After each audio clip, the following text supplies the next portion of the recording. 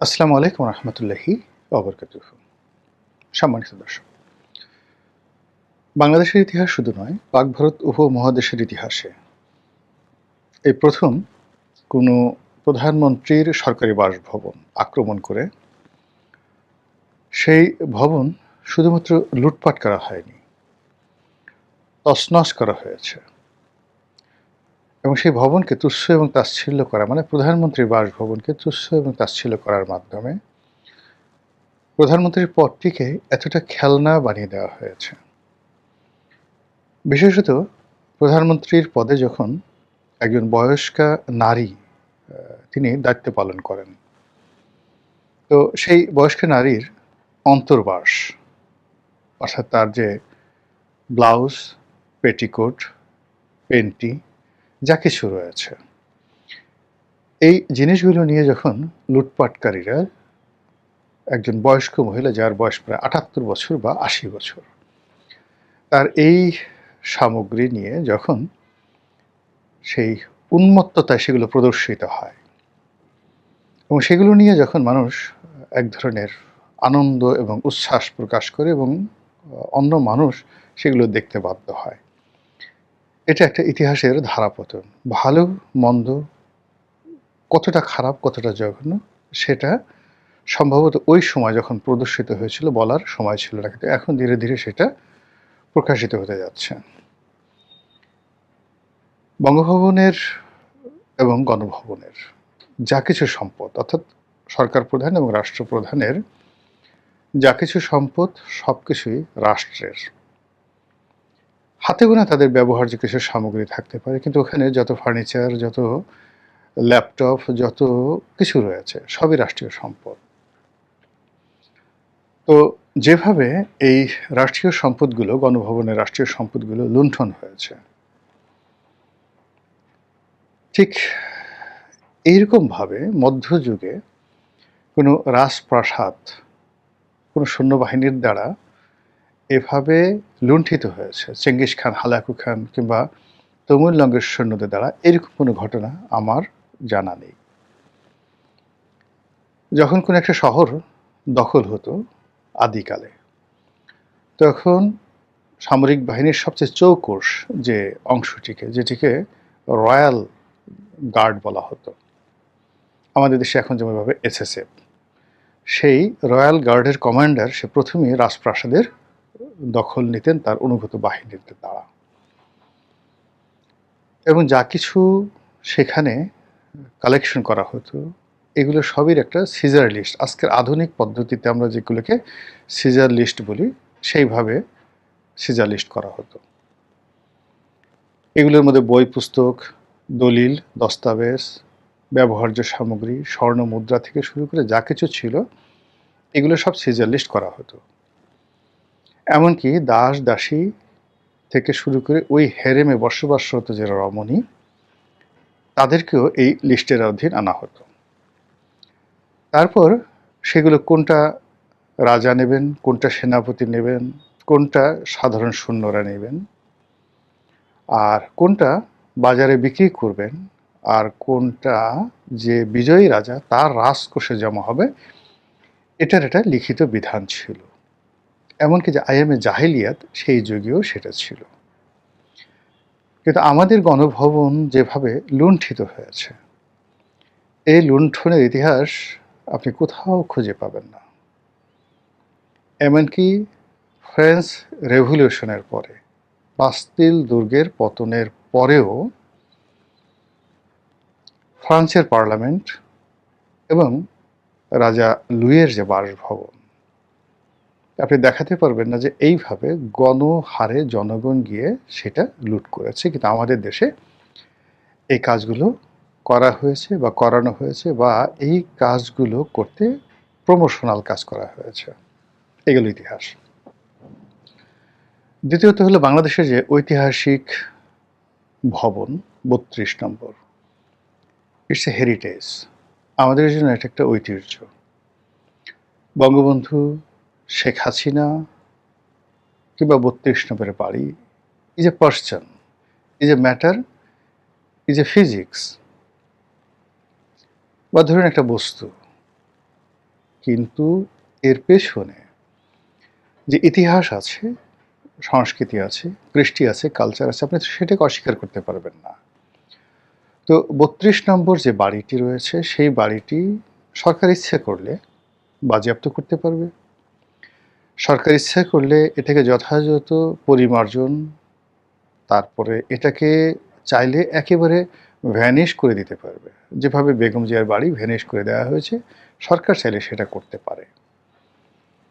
কিন্তু যখন এরকম একটা হেরিটেজকে আপনি জনগণের হাতে ছেড়ে দিবেন, ক্রোধান্বিত জনগণ, ইট মিনস আপনার পুরো রাষ্ট্রের যে সিস্টেম, সেই সিস্টেম এতটা বিপদ এবং বিপত্তিদের মধ্যে পড়বে যে আগামীতে রাষ্ট্রের যে কোনো গুরুত্বপূর্ণ স্থাপনা, যে কোনো গুরুত্বপূর্ণ দলিল, যে কোনো গুরুত্বপূর্ণ সহায় এবং সম্পত্তি, সব কিছু, যেটিকে কেপিআই জোন বলা হয়, সব কিছু যে লুণ্ঠন হবে সাধারণ মানুষের দ্বারা, এর একটা পথ করে দিলেন।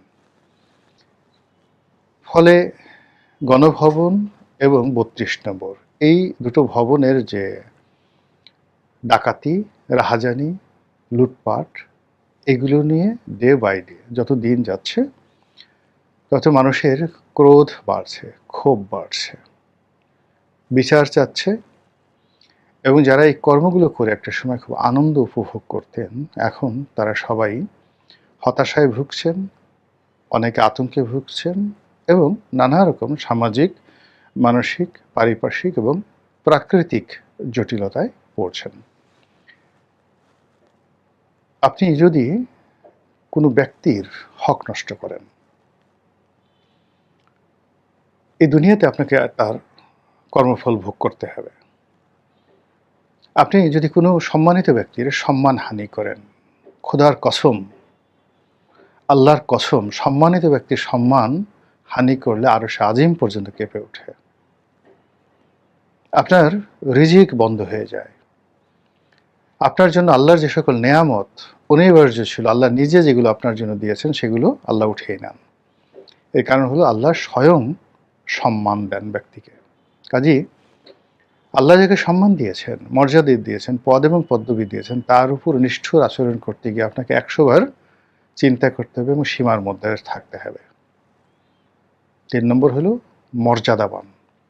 সম্মান এবং মর্যাদা আর একটা জিনিস। কিছু মানুষ সমাজে আছেন যারা পদ পদবীর বাইরে গিয়েও মানুষের সম্মান, ভালোবাসা, বিশ্বাস, আস্থার এবং প্রেরণার উৎস হিসেবে থাকেন। এই মর্যাদাবান মানুষগুলোকে বলা হয় প্রজ্ঞাবান, the wisdom, the house of wisdom, হিকমার আধার, এই মানুষগুলো। এখন এইরকম সম্মানিত মানুষগুলো সাধারণত ধরুন অতীতে আপনি কনফুসিয়াসের কথা চিন্তা করেন, অ্যারিস্টটল, সক্রেটিসের কথা চিন্তা করেন, হযরত আলী রাদিয়াল্লাহু তাআলা আনহুর কথা চিন্তা করেন, সাহাবী অনেকে আছেন, কিন্তু হিকমা সম্পন্ন যে সাহাবী হযরত আলী রাদিয়াল্লাহু তাআলা আনহু। তারপর হযরত সেই লোকমান আলাইহিস সালাম, পরবর্তী যুগে ইবনে সিনা, জাভির আল হায়ান থেকে শুরু করে অন্য যে সকল স্কলার যারা হিকমা পেয়েছেন, ইমাম বুখারী, ৪ মাযহাবের ৪ ইমাম, সবাই হিকমাত ওয়ালা ছিলেন। কোনো রাষ্ট্র, কোনো সমাজ, কোনো দেশকাল যখন এদের দিকে আঙ্গুল তুলে তাকায়, মুহূর্তের মধ্যে আল্লাহর সর্বোচ্চ, মানে ওই যে সম্মানিত ব্যক্তিকে অসম্মান করলে যা হয় তার চেয়ে বেশি, যাকে বলা হয় গজব, আল্লাহর পক্ষ থেকে নাজিল হয়ে যায়। তো গত সেই 18 মাসে ধরে এই বাংলাদেশে রাজনৈতিক ব্যক্তিত্ব, অরাজনৈতিক ব্যক্তিত্ব, শিক্ষাবিদ, ধর্মীয় ব্যক্তিত্ব, সমাজের ময় মুরব্বী, ধনী ব্যক্তি থেকে শুরু করে এই সমাজের মধ্যে যারা একটা বন্ধন তৈরি করে রেখেছিলেন, মব তৈরি করে সবগুলো তছনছ করে দেওয়া হয়েছে। ফলে কি হলো, একটা রেজিম চেঞ্জের পর যা আশা করা হয়েছিল, যে বরকত আশা করা হয়েছিল, যে ডেভেলপমেন্ট আশা করা হয়েছিল, সেগুলো সবই সকলের জন্য বুমেরাং হয়ে গেছে। মানে যারা এটা সুবিধাভোগী তারা, যারা সাধারণ জনগণ তারা, যারা দেখেছে তারা, যারা এর কাছাকাছি গেছে প্রায় সবাই এখানে মজলুম হয়ে পড়েছে। এই সমাজ তাদেরকে ধারণ করতে পারছে না এবং আমাদের এই সমাজে এখন এতগুলো বিষয় কিলবিল করছে, এতগুলো সমস্যা যে একটু তাকিয়ে দেখেন যে এই সমস্যাগুলো থেকে আপনি আমি কেউ কিন্তু বাঁচতে পারছি না। এজন্য যখন অন্যায় হয় তখন সমস্বরে প্রতিবাদ করতে হয়। আর যখন ভালো কাজ হয় সমস্বরে সেই ভালো কাজের প্রশংসা করতে হয়। তো যেটা বলছিলাম যে ইদানিং আপনি দেখবেন যে যারা এই গণভবন চুরির সাথে জড়িত, ৩২ নম্বর ভাঙার সাথে জড়িত, তাদের সেই রমরমা ভাব নেই। তারা আগের মতো বলতে পারছে না আমি এই কাজগুলো করেছি। তারপর এটা গর্বের বিষয় নয়, বরং যারা খুব চিহ্নিত হয়ে গেছে যে এই কাজগুলো তারা করেছে, তারা অনেকে গা ঢাকা দিয়েছেন, অনেকে নিজেদের দায় অন্যের উপর চাপাচ্ছেন, ইত্যাদি ইত্যাদি নানা রকম ঘটনা ঘটছে। এর বাইরে প্রকৃতির অভিশাপ শুরু হয়ে গেছে।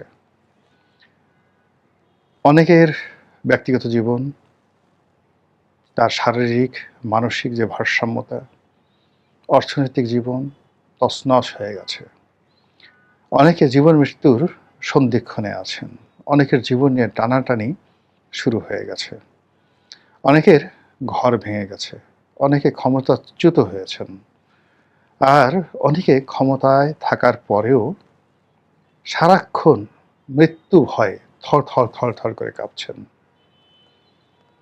এগুলো কেন হয়? আপনি দেখুন জিয়াউর রহমান সাহেবকে যারা মেরেছেন, এই ঘটনার সাথে যারা জড়িত, এই সমাজে আপনি কাউকে পাবেন না। সেই জিয়াউর রহমানের খুনিদের কোনো ব্যক্তিকে, আত্মীয় স্বজনকে আপনি এই সমাজে পাবেন না। তারা গা ঢাকা দিয়ে আছে। আর যারা এই ঘটনার সাথে জড়িত ছিলেন তারা মানে জিয়াউর রহমান সাহেব যেভাবে মরেছে তার চেয়ে অপমৃত্যু তাদেরকে তাড়া করেছে। একই অবস্থা বঙ্গবন্ধু। বঙ্গবন্ধুর হত্যাকাণ্ডের সঙ্গে যারা জড়িত ছিল, একটা সিঙ্গেল লোক জীবনে সুস্থভাবে বাঁচতেও পারেনি, সুস্থভাবে স্বাভাবিকভাবে মরতে পারেনি।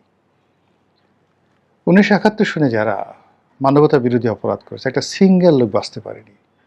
ইভেন ২৪-এর গণ অভ্যুত্থানের সময় যারা এই স্নাইপার রাইফেল চালিয়েছে, যারা নির্বিচারে নিরপরাধ মানুষকে হত্যা করেছে, প্রত্যেকটা মানুষের জীবনে দুনিয়া এবং আখেরাতের, আসমানের বালা, জমিনের বালা এবং মুসিবত একসঙ্গে তাদেরকে ঘেরাও করে আছে।